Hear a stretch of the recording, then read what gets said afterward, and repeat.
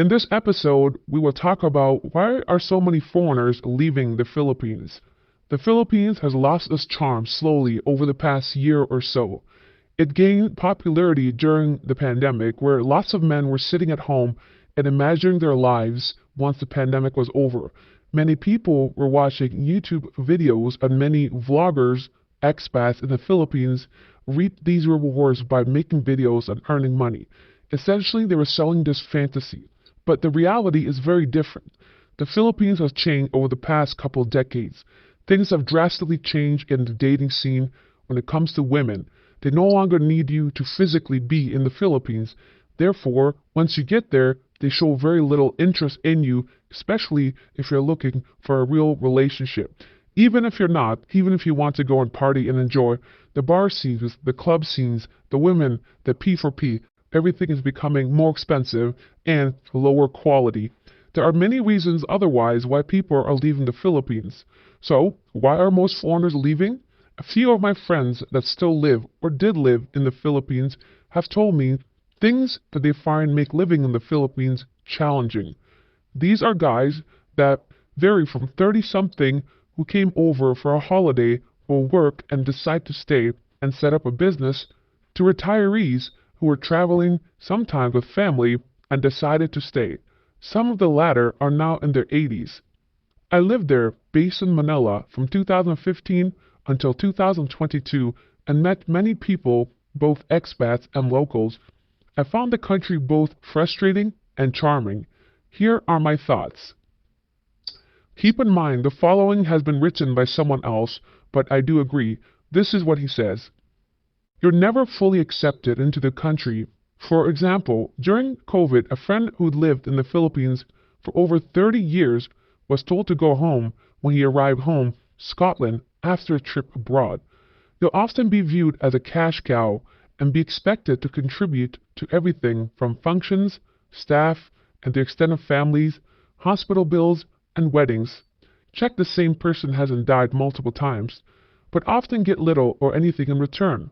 The rule of law works against you, but not for you. If you do wrong, you'll get big fines and need to employ local lawyers to act on your behalf, but if you're wrongly done by, you'll still need to pay to receive any help.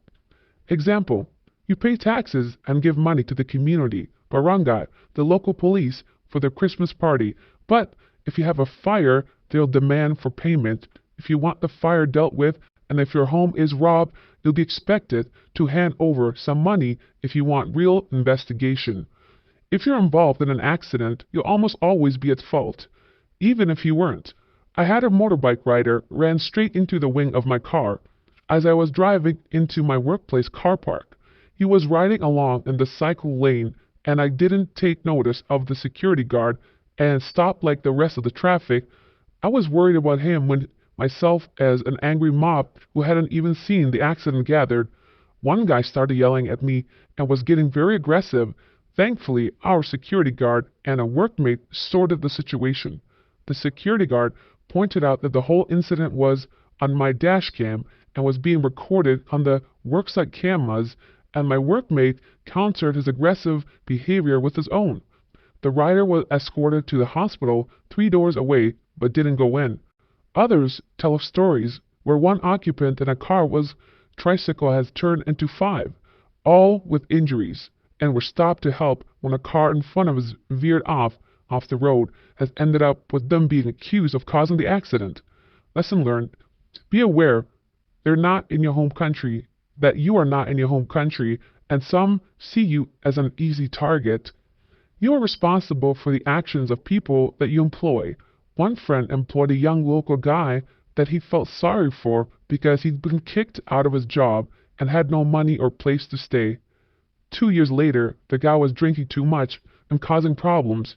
My friend had already dismissed him from employment because of this, but was told by the local police that if he causes problems or damage, my friend must pay for his actions. My friend contacted the guy's family, but they didn't want anything to do with their son. This is still going on.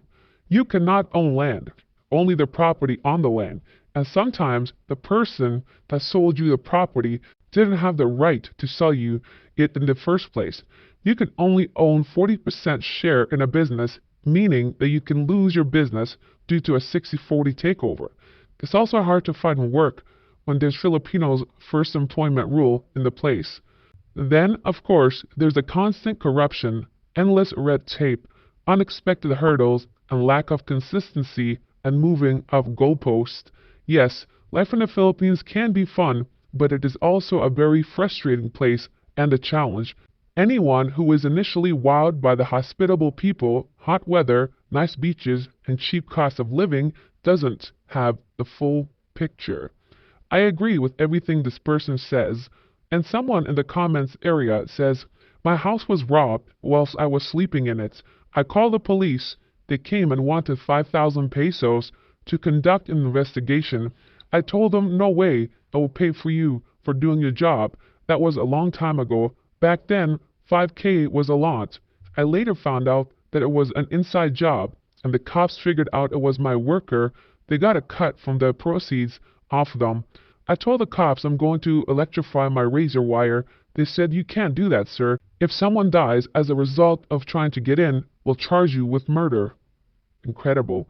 These sound fake or made up, but that's the way it is in the Philippines. You do not understand or grasp the reality unless you live here more than 2 weeks. Another one writes, "Fair analysis.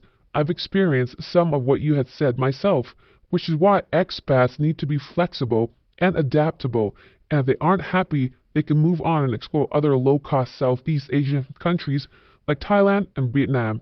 If they want to stay in Asia, they can try. If you don't want to stay in Asia, they can try Mexico and Portugal or South America.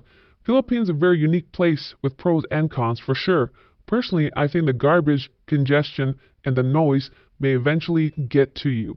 This is a very, very accurate statement. In the Philippines, you may try to ignore some of the things that we are talking about on this channel, or these stories, and perhaps that young lady on your arm takes away all this other pain. But at the end of the day, once this is occurring daily, monthly, it will really eat away at your soul. It will drain your energy. It will bring you down, and before you know it, you're dealing with stress and even depression. It can really eat away at your soul. I tell you this because I know so many people experiencing this, and only few people can have the courage to actually leave this country if they have not impregnated a woman or living with another person. Perhaps we can read one last comment that says, "Totally agree with you, everything you have said. I've been here for 20 years and lost count of how many times I've had to count to 10, take a deep breath, and accept it. You have a few, if any, rights here. Adjust your way of living and prepare to live as a second-class citizen. Don't make waves and you'll be okay." Imagine moving to a country to have to behave this way in order to have a normal life. The Philippines is just like any other country. I admit there are some decent things about it, perhaps, but I don't know what they are, and mostly it's negative as a foreigner now.